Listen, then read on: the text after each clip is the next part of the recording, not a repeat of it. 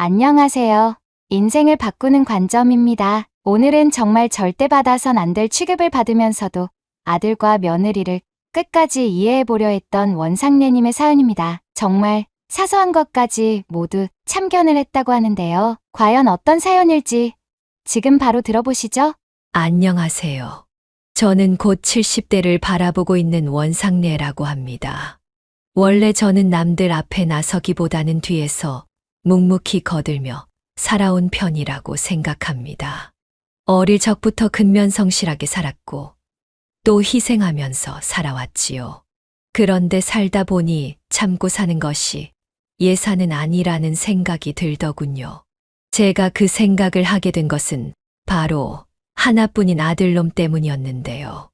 혼자 힘으로 열심히 아들을 키워낸 제게 어떤 일이 찾아왔는지, 그리고 또 그 일을 어떻게 해결했는지에 대한 이야기를 천천히 풀어나가 볼까 싶습니다. 그럼 지금부터 저의 이야기를 시작해 보도록 하겠습니다. 저는 어릴 적 부모님을 일찍 여의고 남들보다 이른 나이에 일터에 뛰어들었습니다. 15의 나이에 부모를 잃은 서름은 말도 못할 정도였지만 그래도 티를 내지 않고 어른들보다 훨씬 더 열심히 살았지요. 그리고 30살이 되었을 무렵 중매를 통해 남편과 만나 결혼을 했습니다. 남편은 다정한 사람은 아니었지만 그래도 참 가정적인 사람이었습니다. 원체 무뚝뚝한 사람이라 살가운 애정 표현 하나 하지 못했지만 제 생일이나 특별한 날만 되면 선물을 툭툭 무심히 건네주곤 했지요. 표현을 잘 못하는 남편이 그렇게라도 마음을 표현해주면 저는 그날 하루 종일 행복해서 싱글벙글했답니다. 하지만 부모 복이 없으면 남편 복도 없다고. 저희 사이에 아들이 태어난 지 3년이라는 시간이 지난 후 남편은 불의의 사고로 세상을 떠나고 말았습니다. 한참을 땅을 치고 울었습니다. 일찍이 부모를 뺏어갔으면 그래도 이 정도는 행복해도 되지 않느냐고. 하늘을 향해 원망 섞인 말도 수없이 했습니다. 하지만 이내 정신을 차렸어요. 제게는 평생을 책임져야 할 어린 아들이 남아 있었기 때문이었죠. 세상 하나밖에 없는 소중한 아들을 위해 저는 슬픔에서 빠르게 빠져나와 오직 아들 하나만을 위해 살았어요. 다행히도 아들은 그런 제 노력을 알아주는 듯 아무 문제 없이 건강하게 자라주었습니다. 저는 새벽마다 시장에 나가 장사를 하고 저녁에는 집으로 돌아와 밥을 하고 아들의 공부를 가르쳐 주면서 살았어요. 저는 이 생활에 만족했지만 주변에서는 걱정 어린 목소리가 가득이었습니다. 언니는 너무 자기 자신을 안 챙기는 것 아니오? 하루라도 언니를 위해서 좀 살아봐. 그래, 지금은 아들놈이 세상의 전부 같겠지만 나중에 머리 더 크고 나면 지 엄마가 잘해준 거 싹 잊어버린다니까. 자식놈 키워봤자야. 왜들 그래? 우리 아들은 안 그럴 거야. 다른 자식들은 어떨지 몰라도 내 아들만큼은 그러지 않을 거라 믿으며 살았습니다. 키워준 은혜를 갚는 거, 그건 전혀 바라지도 않았어요. 그저 아들이 행복하기만을 바랬고 성공하기만을 바랬습니다. 그리고 적어도 저같이는 살지 않기를 바랬습니다. 그래서 더욱 아들을 위해 살았습니다. 하나밖에 없는 아들이 평생토록 행복할 수 있기를 바라면서 말이죠. 그리고 시간이 흘러 어엿하게 장성한 아들이 결혼하겠다고 제게 선언했을 때 제 마음은 기쁨 반 걱정 반이었습니다. 어떤 사람일지 궁금했고 혹시라도 저희 집을 안 좋게 보지는 않을까 신경이 쓰이기도 했습니다. 가끔 그런 일도 있잖아요. 부모 중 하나가 없으면 안 좋게 보는 경우 말이에요. 하지만 그런 걱정도 잠시 지금의 며느리를 처음 본 순간 마음을 놓았습니다. 굉장히 단아하고 청순했으며 또 제게 무척이나 깍듯했거든요. 사실 제가 걱정을 했던 건 며느리가 좋은 집에서 자랐다는 이야기를 들어서였습니다. 그런데 부유한 가정에서 자란 것 치고는 전혀 거만하거나 버르장머리 없지 않았고 오히려 싹싹하고 품격이 철철 넘쳐 흘렀습니다. 그래, 부모님이 뭘 하신다고 했지? 저희 아버지는 지금 은퇴를 하시고 시험 감독관으로 근무를 하고 계시고요. 어머니는 디자인과 교수로 일을 하고 계세요. 두 분 다 대단한 일을 하시는구나. 그런데 우리 집은 보다시피 그렇게 대단한 집안도 아니고 아가씨네 집에서 보기에는 형편없다고 생각을 할 수도 있는데 부모님께 말씀은 드려봤어. 저희 집은 그런 거 전혀 신경 안 써요. 되려 민석 씨를 굉장히 마음에 들어 하시던걸요. 너무 걱정하지 마세요, 어머님. 만약 저희 부모님께서 그런 걸로 반대를 하셨다면 이렇게 인사를 드리러 오지도 않았을 거예요. 며느리의 말에 겨우 두근거리는 마음을 가라앉힐 수 있었습니다. 실제로 사돈댁은 굉장히 품위가 있었습니다. 사부인은 차분하고 소녀 같았고 사돈어른은 굉장히 묵직한 분위기를 가지신 분이셨지요. 여자 혼자 자식을 이렇게나 반듯하게 잘 키웠다며 저보고 훌륭한 사람이라고 말해준 덕에 괜히 눈물이 차올랐습니다. 결혼식은 며느리 쪽에서 예식 비용을 모두 부담했습니다. 그리고 저는 예식비 대신 예단을 준비했지요. 화려한 예식장에는 하객도 엄청나게 많았습니다. 저희 쪽 하객들은 올 사람이 없었는데 며느리 쪽은 어쩜 그렇게 사람들이 많던지. 솔직히 부담이 안 된다면 거짓말이었지만 두 사람이 축복 속에서 결혼식을 올리는 것만으로 만족했습니다. 그리고 저는 두 사람에게 큰 선물 하나를 해줬습니다. 바로 집을 선물해 주는 것이었어요. 제가 예식비에 보탠 게 하나도 없고 예단을 해줬다고 해도 모자란 것 같아서 신혼집을 해주기로 마음을 먹었죠. 아들과 며느리는 손사래를 치며 그러지 않아도 된다고 했지만 저는 두 사람의 손을 꼭 잡으며 말했습니다. 나는 우리 민석이 키우면서 항상 다짐했었어. 우리 아들 나중에 커서 장가 간다고 하면 다른 건 몰라도 집은 꼭 해줘야지 하면서 요즘 집값 때문에 허덕이는 사람들이 한둘이 아니잖아. 나라 경제도 엉망진창이고 이렇게라도 도움이 될 수 있으면 좋을 것 같아서 내린 결정이니 거절하지 않았으면 한다. 그렇게까지 말씀하신다면 알겠어요, 어머님. 정말 감사드려요. 사실 저희도 어느 정도는 좀 고민하고 있었거든요. 어떻게 해야 하지 하고요. 앞으로 제가 어머님께 정말 잘할게요. 그렇게 해서 제가 집값을 모두 보태줬고 아들과 며느리는 나름 아늑한 곳에 자리를 잡을 수 있었습니다. 저는 이제 아들과 며느리가 여기서 자기들끼리 행복하게 살겠구나 하고 내심 뿌듯했습니다. 엄마로서의 역할을 제대로 한 것 같기도 했고 말이죠. 그런데 얼마 지나지 않아 아들과 며느리가 제게 같이 살지 않겠느냐는 제안을 하는 겁니다. 저는 너무 놀라서 그러지 않겠다고 했어요. 솔직히 신혼집에 어떤 시어머니가 눈치 없이 얹혀 살 수 있겠어요? 하지만 제가 거절을 하고 또 해도 며느리와 아들은 끝까지 제게 같이 살자고 말을 하는 겁니다. 아니, 나는 그냥 혼자 사는 게 좋다니깐. 왜 그래 다들? 어머니 혼자 사시는 거 신경 쓰여서 그래요. 이 사람도 그렇게 말했고 저도 같은 생각이고요. 솔직히 어머니도 저희랑 같이 사시는 거 좋잖아요. 맞아요, 어머님. 제가 따뜻한 밥도 차려드리고 잘할게요. 그렇게 계속된 설득 끝에 결국 저는 아들네 집으로 들어가게 됐습니다. 조금 부담스럽기는 해도 내심 기분이 좋더라고요. 처음에는 무척이나 즐겁고 행복했습니다.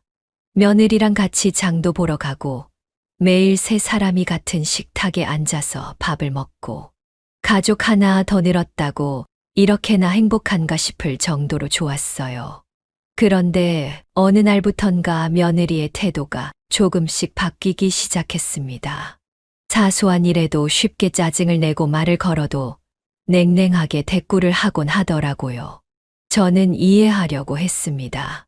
솔직히 시어머니를 모시고 사는 게 처음에야 괜찮을지는 몰라도 며느리 입장에서 생각을 해보면 가끔 스트레스를 받을 것도 같았거든요. 그런 부분들은 제가 다 이해를 하고 넘어가야 한다고 생각했습니다. 아들이 제게 그러길 며느리는 어려서부터 부족함 없이 자랐고 원하는 건 무조건 손에 넣는 방식으로 자라왔다고 하더라고요. 성장 배경 때문인지 언제나 자신감이 넘쳤고 본인의 방식과 원칙에 대해서는 확고한 신념을 가지고 있는 사람이라고 했습니다. 처음 그 이야기를 들었을 땐 그런 점들이 똑 부러지고 생활력이 강하겠다 싶어서 오히려 다행이라 여겼습니다. 하지만 시간이 지나며 그것이 자신감이 강한 것이 아닌 강한 통제 욕구와 완벽주의적 성향에서 비롯된 것임을 깨닫게 됐어요. 어느 날은 새벽 일찍 일어나서 밥을 하는 제게 이런 식으로 이야기를 하는 겁니다. 왜 이렇게 새벽부터 요리를 하세요? 밥 짓는 소리 때문에 저희가 깊이 잠을 못 자잖아요. 출근도 해야 하는데. 어머, 미안하다. 깼니? 나름 조심한다고 했는데 시끄러웠나 보구나. 미안해. 어머니, 앞으로 아침은 안 하셔도 돼요. 저희 아침 안 먹고 사 먹을 거니깐요. 그래도 아침에는 든든하게 밥을 먹고 가야 일에 집중도 잘 되지. 사 먹는 게 훨씬 편해서 그래요. 그러니까 새벽부터 일어나서 아침 준비하지 말아주세요. 직장 다니는 사람들은 아침밥보다 잠 10분 더 자는 게 훨씬 편한 거니까. 너무 무안했습니다. 항상 같은 시간에 일어나서 아침 준비를 한 것뿐인데 며느리는 제게 너무나도 차갑게 이야기를 하더군요. 저는 그 순간 내가 민폐인가? 그냥 나서지 말아야 하나? 싶은 생각이 들었습니다. 그래서 자연스럽게 아침에는 음식을 안 하게 됐어요. 그리고 제가 집안일을 거들라치면 며느리는 인상을 팍 찌푸리며 돕지 않아도 된다며 선을 그었고 빨래도 자기가 알아서 돌리겠다며 퉁명스럽게 말을 하곤 했습니다. 너무 궁금했어요. 갑자기 제게 왜 저렇게 대하는지, 뭔가 불만이 있으면 이야기를 했으면 좋겠는데 저런 식으로 행동을 하니 제 딴에는 참 답답했습니다. 어쩌면 며느리도 저를 미워하거나 불편해한다기보다는 본인이 원하는 대로 되지 않는 환경이 답답할 수 있다는 생각이 들었습니다. 또 저는 모르는 스트레스가 있을 수도 있고요. 그렇지만 결혼 전에는 그토록 예의 바르고 다정했는데 지금은 완전히 날이 서 있으니 그 변화가 제겐 당혹스러운 일이었습니다. 그리고 가끔 밤중에 거실로 나오면 며느리가 소파에 앉아서 휴대폰을 들여다보며 한숨을 쉬고 있는 모습을 종종 볼 수 있었습니다. 그 모습을 볼 때마다 저는 왜 저렇게 힘들어할까? 혹시 무슨 일이 있는 걸까 싶어 다가가려고 하다가도 괜히 며느리에게 역정을 들을까 봐 방으로 돌아가곤 했습니다. 왜 이 나이 먹고 며느리 눈치를 봐야 하는지 마음 한구석이 씁쓸했지만 괜히 집안 분위기를 망치는 것보다는 낫겠다 싶어 참았습니다. 그런데 제가 참을수록 며느리는 점점 더 변해가기 시작했습니다. 처음에는 간접적으로 자신의 기분을 드러냈다면 이제는 눈에 띄게 변화가 보이기 시작했어요. 가장 먼저 변한 건 집안 물건의 배치였습니다. 저는 이 집에 들어오면서 제가 좋아하던 작은 도자기 장식품을 가지고 와 거실 책장에 올려두었는데 어느 날 보니 그 자리에 도자기 대신 깔끔한 수납 박스가 놓여 있었습니다. 그래서 며느리에게 물었지요. 예, 여기 있던 도자기는 어디로 가고 그 자리에 이게 있는 거냐? 아, 그거 아까 어머님 방으로 옮겨뒀는데 못 보셨어요? 디자인적으로 통일성이 없어 보여서요. 어머니 방에 두시는 게 훨씬 더 어울릴 것 같아서 그렇게 뒀어요.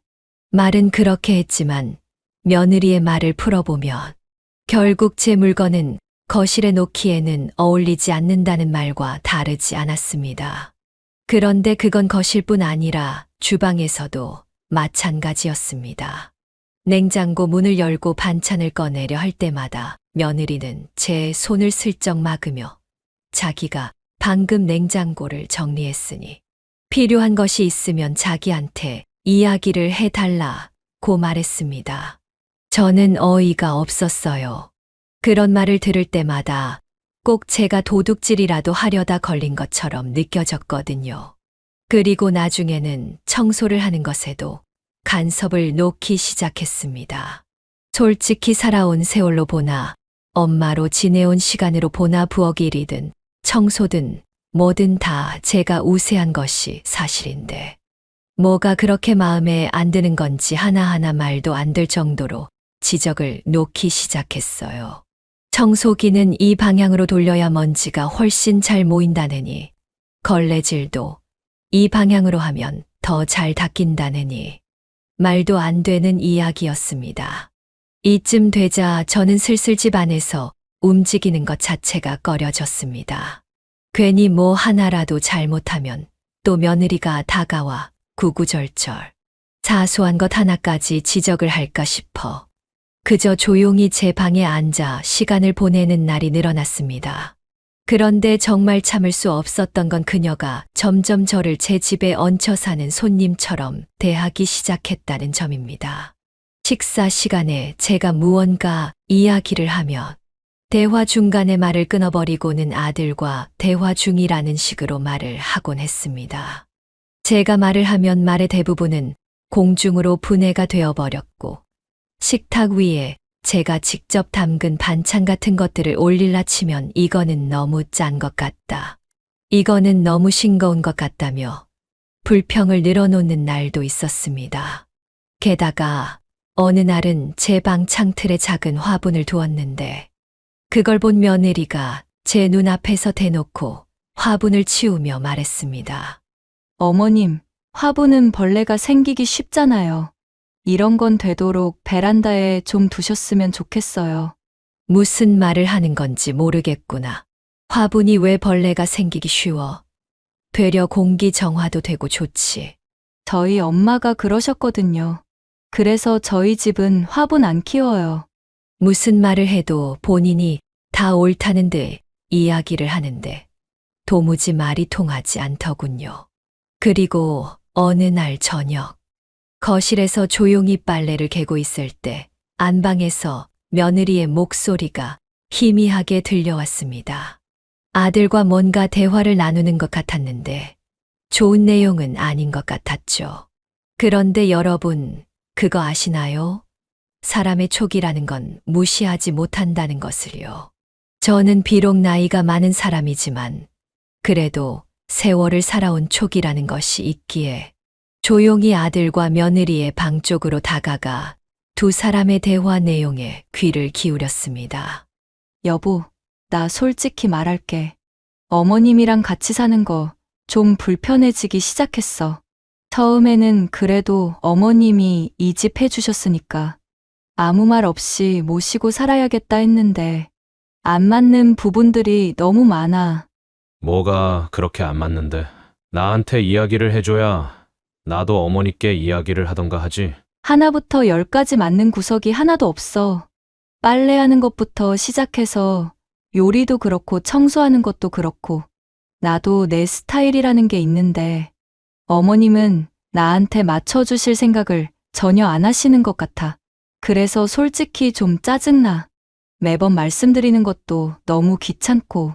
어머니가 당신한테 무조건 맞춰드려야 하는 건 아니잖아. 그리고 어머니가 우리보다 더 많은 세월을 사셨는데 어떻게 한 번에 그것들을 다 맞추실 수 있겠어? 그러니까 짜증이 난다는 거야. 나는 한 번도 이런 부분으로 화가 나본 적 없는 사람인데 어머님이 우리 집으로 들어오신 뒤로부터 내 뜻대로 되는 게 하나도 없어. 며느리의 짜증 섞인 말에 아들은 아무 말도 하지 않았습니다. 그 침묵이 오히려 날카로운 칼날처럼 가슴을 베는 것 같았습니다. 며느리가 저를 그렇게 생각하고 있었다는 것도 충격이었고 말이죠. 저는 그날 밤 혼자 이불 속에서 오래도록 눈물을 삼켜야 했습니다. 그 대화를 들은 걸 대놓고 이야기를 해야 할까 말아야 할까 고민했지만 결국 못 들은 척 아무렇지 않은 척 살아가기로 마음을 먹었습니다. 제가 이야기를 꺼내봤자 달라지는 건 아무것도 없을 것 같았거든요. 따지고 든다고 며느리가 태도를 고칠 수 있는 것도 아니었고 말이죠. 그렇게 아무렇지 않은 척 살아가던 어느 날 하다 나중에는 화장실을 사용하는 문제까지 불거졌습니다. 처음에는 뜬금없이 세면대에서 손을 씻거나 샤워를 하고 나면 화장실 물기를 웬만하면 다 닦고 나오라는 말도 안 되는 소리를 하는 겁니다. 그러더니 며칠 후엔 아예 화장실 문 앞에 떡하니 메모판이 붙어 있었습니다. 화장실 사용 예상 시간을 작성해 놓으라는 것이었죠. 저는 그게 너무 굴욕적이었습니다. 가게에서 손님을 대할 때도 이딴 식으로는 대하지 않는데 같은 집에서 생활하며 사는 가족에게 화장실 사용 시간표를 작성하게 하다니요. 속으로는 짜증이 치솟았고 이해를 할 수 없었지만 며느리와 굳이 싸우고 싶지 않아 조용히 며느리의 뜻에 따르기로 했습니다. 그래서 하라는 대로 꼬박꼬박 화장실 사용 예상 시간을 적으면서 화장실을 썼습니다. 그런데 하루는 갑자기 배가 아파서 급히 화장실에 가려고 하자 며느리가 문 앞에서 저를 가로막으며 이렇게 말했습니다. 어머님 지금 화장실 사용하시려고요. 왜요? 지금 배가 너무 아팠어. 왜 그러니? 뭐 문제 있어? 아니요, 여기 사용 예상 시간 적고 들어가셔야죠. 막무가내로 막 들어가려고 하시면 어떡해요. 그리고 지금은 화장실을 제가 10분 정도 사용할 예정이라서요. 내가 너무 급해서 그래. 빨리 해결하고 나올 테니까 내가 먼저 쓸 수 없을까? 아니요, 저도 큰 거여서요, 어머님. 조금만 참으세요. 오래된 아파트라 화장실이 하나밖에 없으니 어쩌겠어요. 죄송해요. 화장실이 급하다고 분명히 이야기를 했음에도 며느리는 저가 먼저 화장실을 쓰겠다며 저를 밀치고 안으로 들어갔고 결국 저는 그날 추운 날씨에 외투를 걸쳐 입고 근처 마트 화장실까지 다녀와야 했습니다. 이쯤 되자 정말 제 자신이 무슨 죄라도 지은 사람처럼 느껴졌습니다. 집 안에서 화장실도 자유롭게 사용하지 못한다는 게 너무나도 말이 안 되는 것 같았죠. 그리고 저는 신문을 스크랩해서 보관하는 취미가 있었는데 며느리는 신문지 같은 것을 오랫동안 보관하면 바퀴벌레가 생길 수도 있다는 이유로 제가 모아둔 스크랩 자료들을 모두 갖다 버렸고 조용히 라디오를 듣는 습관조차 소리에 예민하다는 말로 제약을 두었습니다.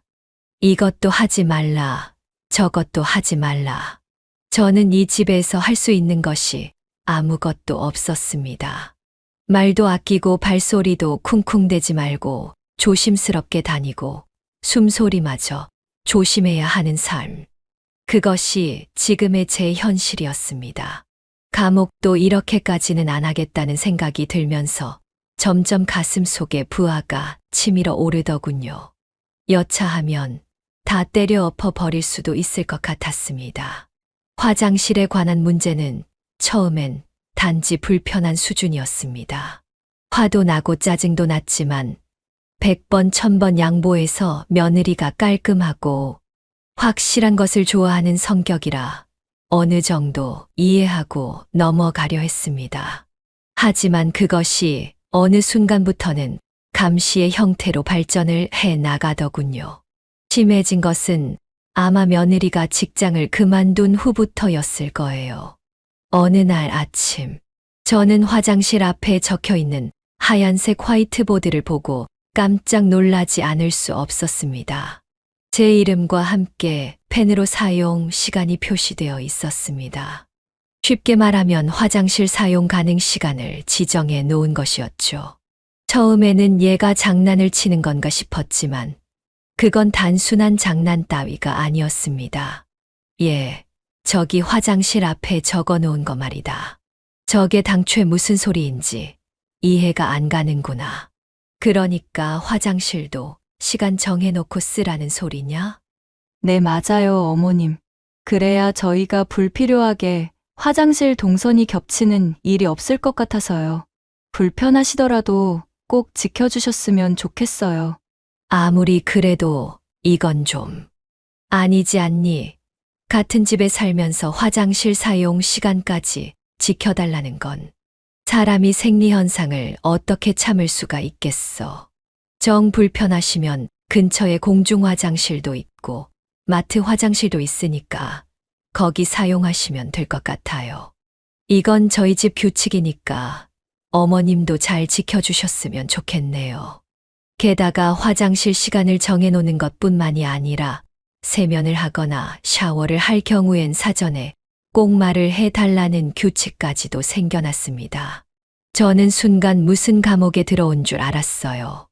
아들에게도 이 부분에 대해 이야기를 했지만 아들도 며느리는 어떻게 못한다는 반응이었습니다. 며느리는 사용 시간이 지나면 바로 문 앞에 서서 시간이 다 되었다며 마무리를 해달라고 말하곤 했습니다.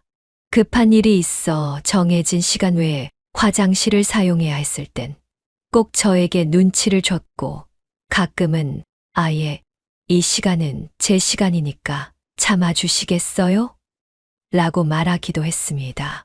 저는 그런 말을 들을 때마다 속이 뒤틀리는 것 같았습니다.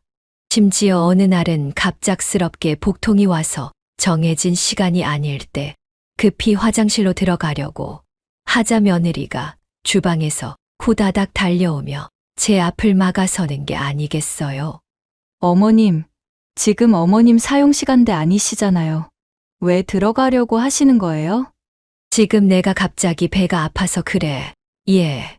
좀 나와다오. 너무 급하다. 아니요. 어머님 이러시는 거 한두 번도 아니고 더 이상은 못 봐드려요.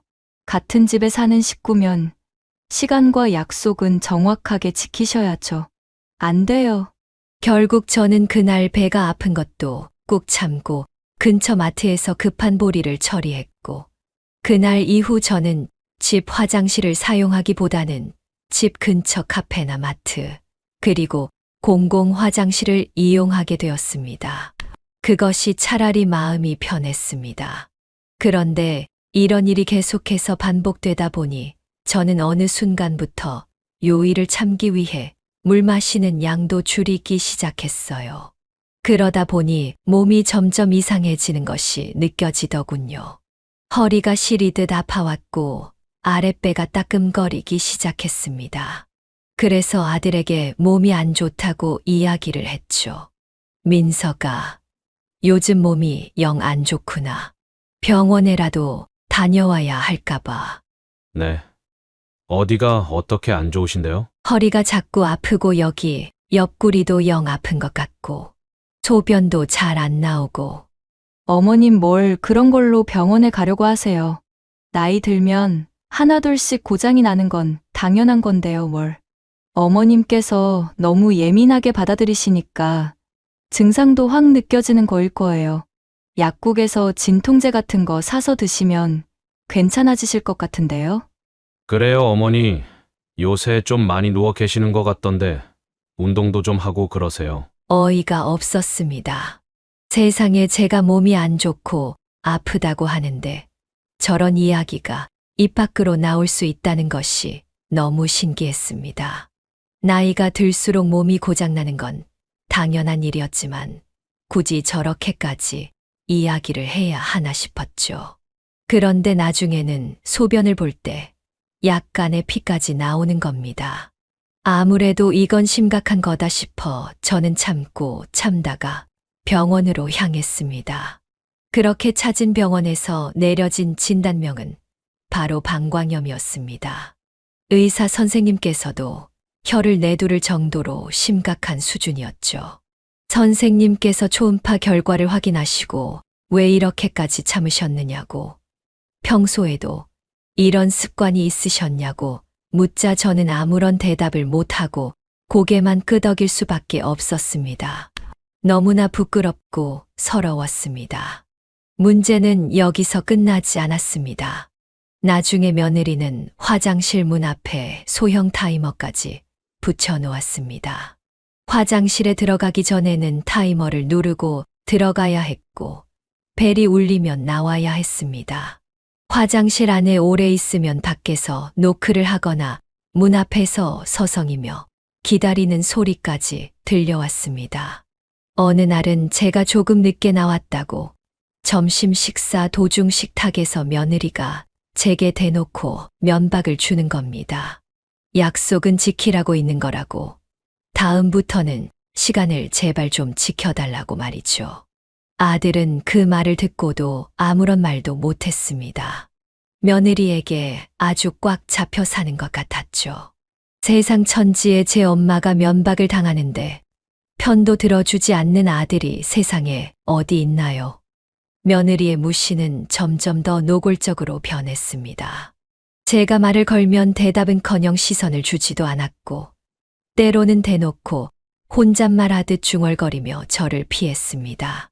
게다가 밥을 먹으면서 가족 사진을 찍는다는 이야기를 하는데 갑자기 며느리가 저를 보면서 이런 말을 하는 겁니다. 아, 어머님은 안 찍으실 거죠? 무슨 소리니? 가족 사진 찍으러 간다면서. 그럼 나도 같이 찍어야지. 나는 가족 아니니? 아니요. 그게 아니라 어머님은 사진 찍는 거 안 좋아하신다고 들었던 것 같아서요. 내가 언제? 나는 그런 말 너한테 한 적도 없는 것 같은데. 전에 민석 씨가 그렇게 이야기했던 것 같은데. 맞지, 민석 씨? 연애할 때 나한테 그랬었잖아. 어머님은 사진 찍으시는 거 별로 안 좋아한다고. 그렇지? 그랬지. 어머니 사진 촬영하시는 거 별로 안 좋아하시는 것 같아서 제가 그렇게 이야기했었어요. 말을 더듬으면서 아들이 대답을 하는데 기도 차지 않았습니다. 가족 사진을 찍으러 가는데 가장 중심이 되어야 할 저를 빼놓고 자기들끼리 찍겠다니. 그럼 그건 가족 사진이 아니라 부부 사진이어야 하는 거 아닌가 싶었어요. 그래서 저는 빼고 두 사람이서 알아서 찍으라고 했습니다. 기싸움을 하기에도 너무 지쳐 있었거든요. 제게 찾아온 가장 큰 굴욕은 여름철 장마에 찾아왔습니다. 언젠가부터 몸 상태가 좋지 않아 배가 계속 무리하게 아파왔지만 정해진 시간 외엔 화장실 사용이 어렵다는 사실이 제 발목을 붙잡았습니다.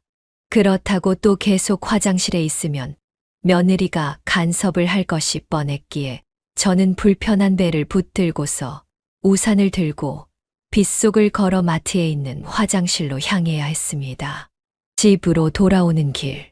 발목까지 젖고 몸은 떨리고 사람들의 시선까지 느껴지는 돌아오는 길 위에서 저는 아무것도 아닌 존재가 된 것 같았습니다.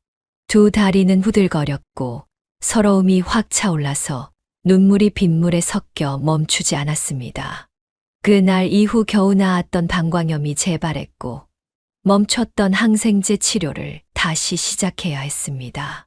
항생제 성분이 독했기 때문에 입맛이 뚝 떨어졌고 가끔은 토를 하기도 했어요.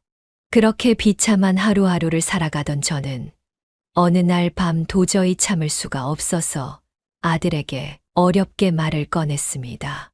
민서가, 엄마가 요즘 집에서 생활하는 게 너무 불편하다.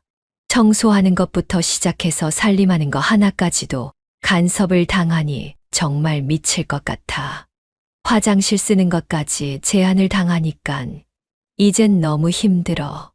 마음이 불편해서 그런 게 아니야. 그냥 사는 게 사는 것 같지가 않아서 그래. 엄마가 살면서 오만 거 다 겪으며 살았지만 이렇게 서러웠던 적은 없었다. 저도 알아요. 어머니가 얼마나 힘드신지. 그렇지만 저도 할 수 있는 게 없어요. 와이프도 지금 많이 스트레스 받으면서 힘들어하고 있어서. 그래도 제가 어머니 힘들지 않도록 최선을 다해 노력해 볼게요. 죄송해요. 아들의 죄송하단 말, 잘하겠다는 말은 위로가 아니었습니다. 그건 사실상 포기 선언이었습니다. 며느리의 기분에 맞추는 것이 어머니인 저보다 중요하다는 것 같았습니다. 저는 순간 그 옛날 주변 사람들이 제게 했던 말이 떠올랐습니다. 아들 키워놔 봐야 아무짝에 소용없다는 말. 그때 저는 아니라고 제 아들만은 다를 거라고 얘기했는데 정작 제 자식도 다를 바가 없는 사람이었다는 게 너무나도 허탈했습니다. 힘들게 키웠더니 제 아내 편만 드는 아들이 원망스럽고 서운해서 그날 밤 저는 혼자 방 안에서 이불을 덮고 울었습니다. 누구에게도 기대지 못한 채, 내 자식에게조차 의지하지 못한 채 말이죠. 그날 이후로는 입맛도 사라졌고 잠도 제대로 자지 못했습니다. 매일같이 서러운 울음을 삼키며 살아갔습니다. 한때는 아들 부부의 새로운 시작을 위해 설레는 마음으로 마련해 준 이 집이 이제는 제게 가장 두려운 공간이 되었습니다. 저는 제 자신을 잃어버린 채로 정말 그렇게 하루하루 사라지고 있었습니다. 며느리가 외출을 한다며 집을 나선 어느 날 오후 저는 평소처럼 조용히 방에 앉아 있었어요.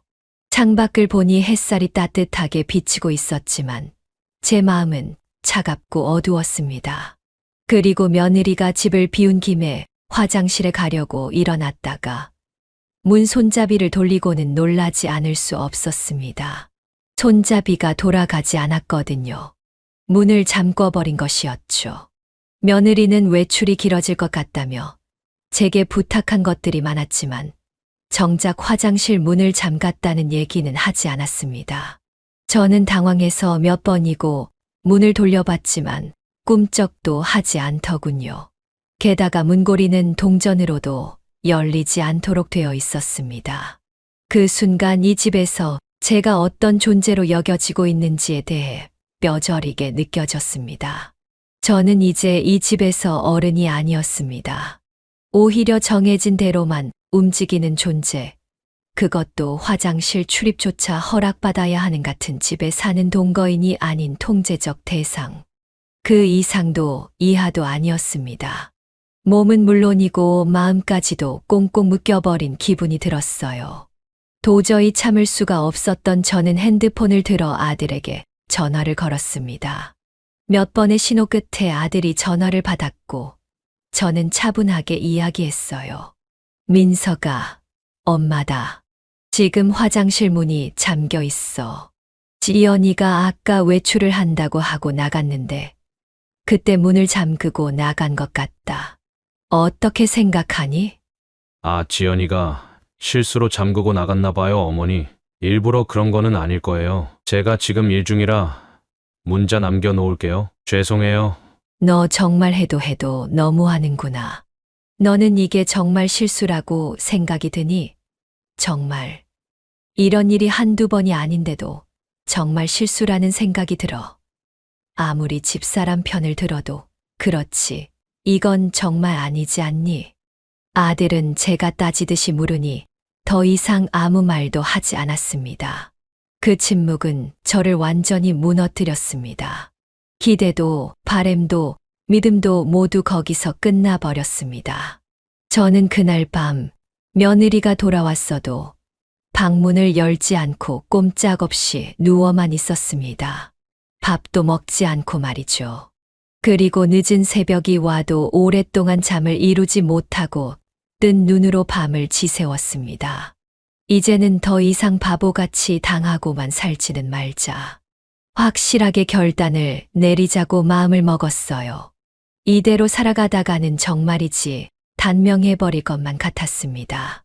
숨통이 확 막히는 것 같았거든요. 다음 날 아침 일찌감치 집을 나선 저는 용기를 내어 근처에 있는 법률 상담소를 찾았습니다. 누군가에게 한 번도 저의 이야기를 털어놓은 적이 없었기에 떨리는 마음으로 제 사연을 변호사님께 차근차근 말씀드리자 담당 변호사님이 고개를 끄덕이시며 차분하게 이야기하셨습니다. 그동안 정말 많이 힘드셨겠네요. 일단 아드님께 사주신 집이 어머님 명의로 되어 있지는 않으시죠? 이 집은 제 명의로 되어 있어요. 계약할 때 제 명의로 계약을 했거든요. 사는 건 아들이랑 며느리지만 실질적 명의자는 저예요.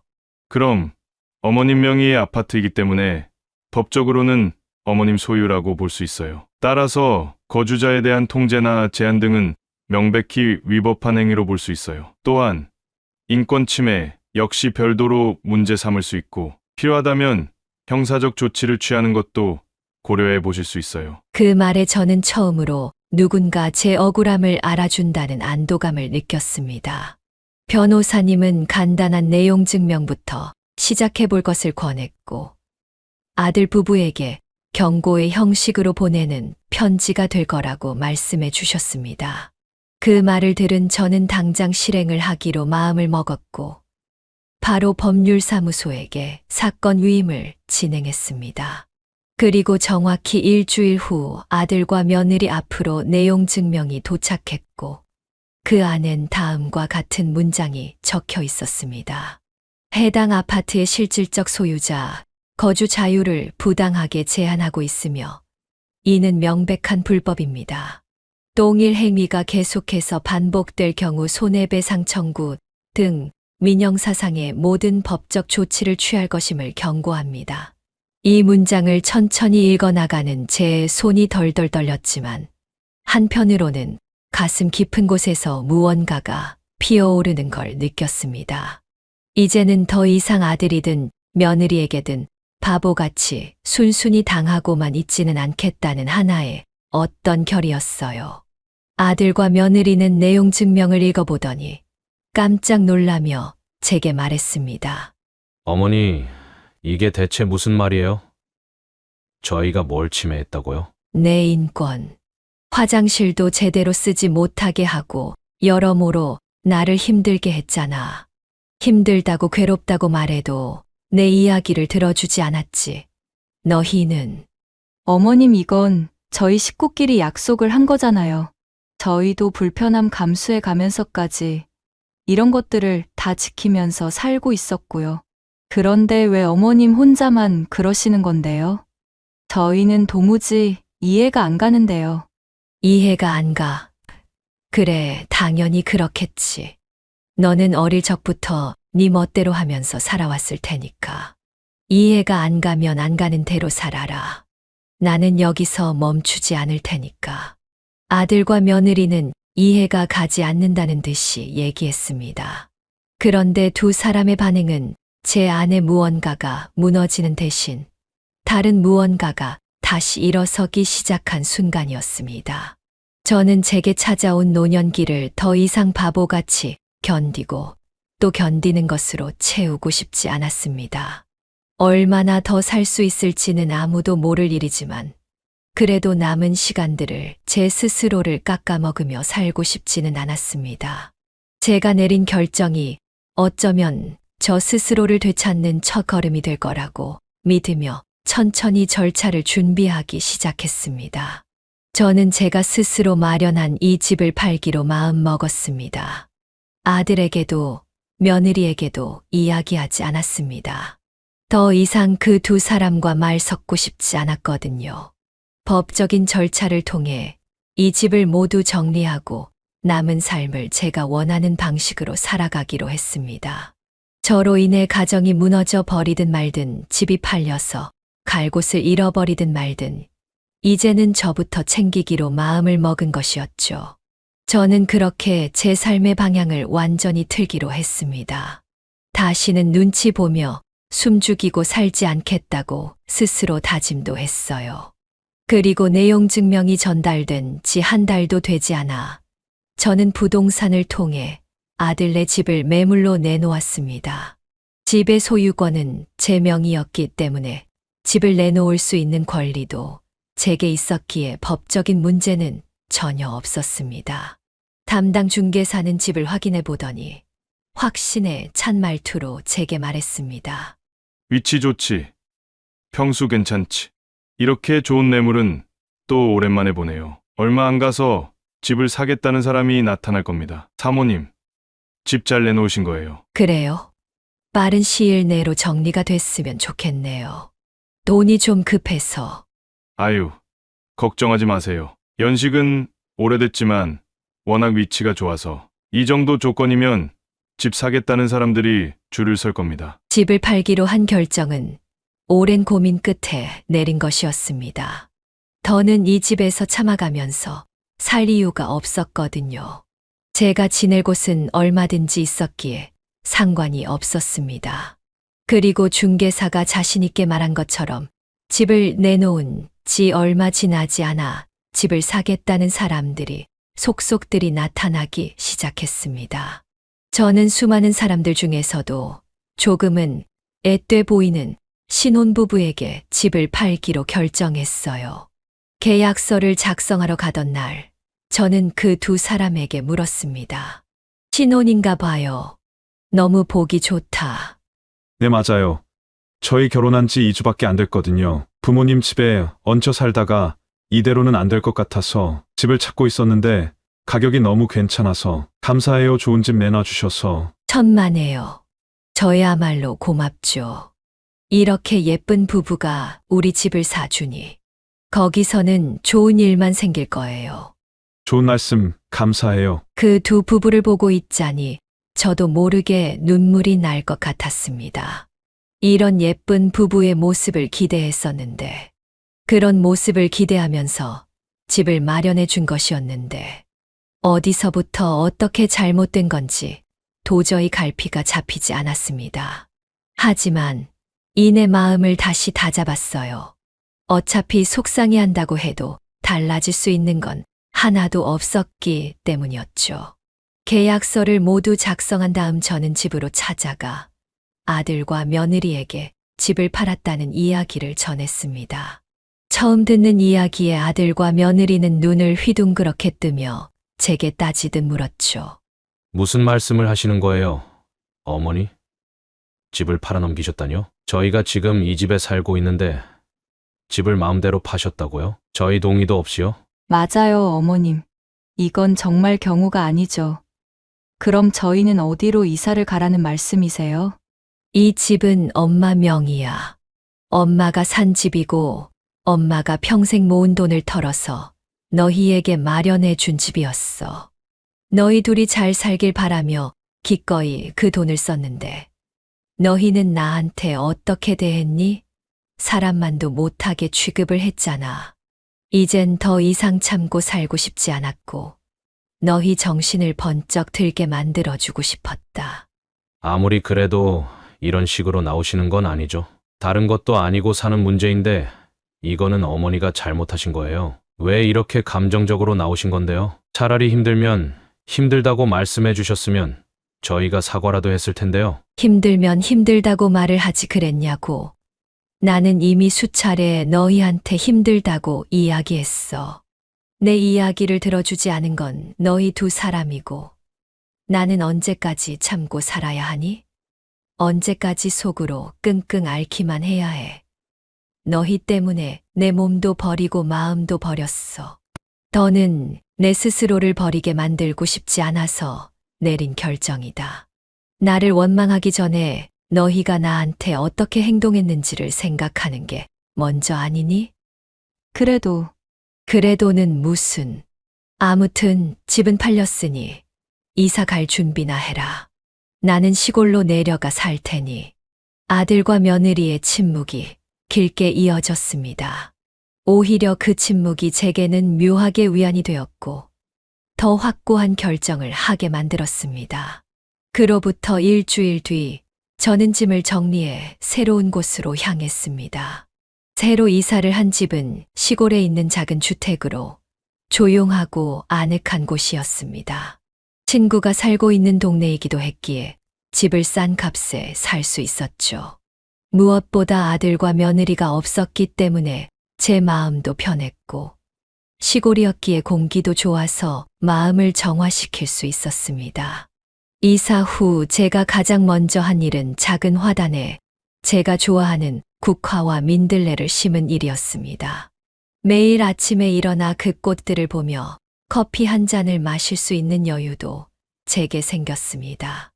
예전에는 상상도 할 수 없었던 자유가 그 어떤 것보다도 소중하고 위로가 되었습니다.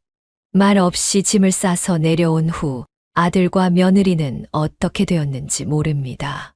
제가 번호도 다 차단을 해버렸기도 하고 더 이상 제가 상관할 바가 아니었기 때문이었죠. 그런데 어느 날 갑자기 저희 집 앞에 아들이 찾아왔습니다. 여기는 어떻게 알고 찾아왔니? 나는 너한테 여기 왔다고 이야기를 해준 적이 없는데. 희숙이 이모한테 여쭤봤어요. 혹시나 그 동네로 가셨나 해서. 희숙 이모랑 제일 친하게 지내셨잖아요. 여쭤보니 여기로 이사를 오셨다고 하시더라고요. 그랬구나. 그런데 왜 찾아왔니? 그동안 죄송했어요. 어머니가 그렇게 많이 힘들어 하셨을 줄 몰랐어요. 와이프한테 한없이 휘둘리기만 해서 어머니 마음을 제대로 헤아리지 못했어요. 그게 그냥 너무 죄송해서 찾아왔어요. 용서를 빌고 싶어서요. 저랑 다시 서울로 올라가요, 어머니. 그래, 늦었지만 내가 힘들었다는 걸 이제라도 알아준 것만으로 고맙구나. 하지만 민서가, 이제 엄마는 다시 예전으로 돌아갈 수 없을 것 같다. 엄마도 이제는 내 스스로를 위해 살고 싶다. 다시는 눈치를 보는 인생 같은 건 살고 싶지 않아. 최악이었거든. 다시는 그렇게 안 하도록 할 수 있어요. 제가 맹세할게요. 만약에 같은 일이 생긴다면 그때는 제가 이혼을 하든지 할게요. 와이프도 지금 어머니께 했던 것에 대해서 진심으로 반성을 하고 있어요. 자기도 너무 힘들어서 그런 거라고 한 번만 용서해 달라고. 아니, 네가 맹세를 한다고 해도 엄마 마음은 달라지지 않을 거야. 나는 이미 마음을 굳게 먹었으니까.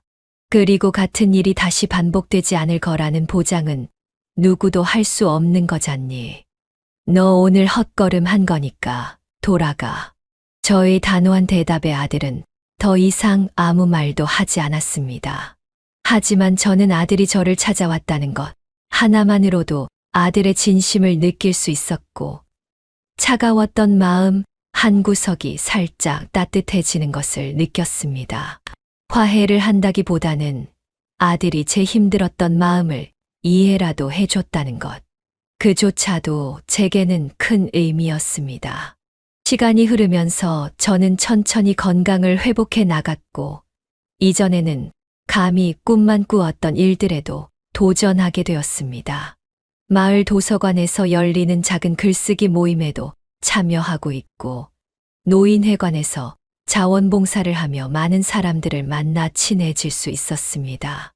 무엇보다 이제는 누구의 시선도 의식하지 않고 오롯이 저 자신으로 살아갈 수 있다는 것이 얼마나 소중한 일인지 깨닫게 되었습니다. 그래서 지금 이 순간이 제게는 너무 소중하고 행복합니다. 제 인생의 가장 어두웠던 시간들은 이제 완벽하게 지나갔고, 저는 그 시간 속에서 많이 단단해졌습니다. 아들과 며느리와의 관계는 많이 멀어졌지만 그것이 더 이상 저를 아프게 하지는 않습니다. 언젠가 아들과 며느리도 자기 자신과 마주하면서 반성을 하고 변화할 수 있기를 바랄 뿐입니다. 그때 다시 저를 찾아준다면 또 대화를 잘 해볼 수 있을 것 같기도 합니다. 이제 저는 매일 아침 화단에 물을 주면서 좋아하는 것들을 가꾸고 소소한 생활 속에서 스스로를 돌보는 법을 배우고 있습니다. 더는 누군가에게 맞추기 위한 삶이 아닌, 참아가는 삶이 아닌 제 방식대로 꾸려가는 인생. 그리고 그 인생을 스스로 사랑하고 가꿀 수 있게 되어 그저 감사할 따름입니다. 제 사연은 여기까지입니다. 저의 이야기를 끝까지 들어주셔서 진심으로 감사하고, 여러분들의 하루에도 그저 평온함이 따르기를 진심으로 바라겠습니다. 감사합니다. 네, 오늘 이야기는 어떠셨나요? 오늘 이야기를 듣고 어떻게 생각하시는지 어머님, 아버님의 생각을 댓글로 공유해주세요. 저는 또 다른 사연으로 찾아뵙겠습니다. 좋아요, 구독, 알람 설정을 통해 앞으로도 따뜻한 정을 나눌 수 있게 함께 해주세요. 어머님, 아버님의 삶의 지혜와 경험을 나눌 수 있는 통로가 되겠습니다. 오늘도 인생을 바꾸는 관점을 통해 사연을 들어주셔서 감사합니다.